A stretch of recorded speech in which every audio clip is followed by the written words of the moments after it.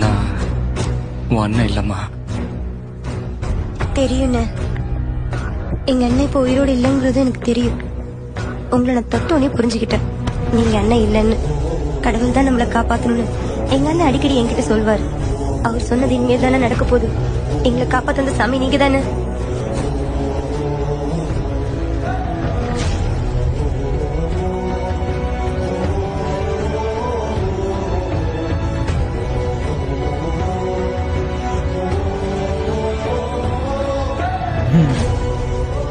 நேரம் மாதிரி பா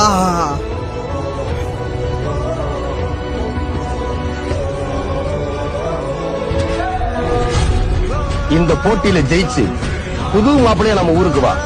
நான் செந்தூர பாண்டி தம்பின, எனக்கு தோல்வின்றதே கிடையாது. ஆசீர்வாதம் பண்ணுங்க.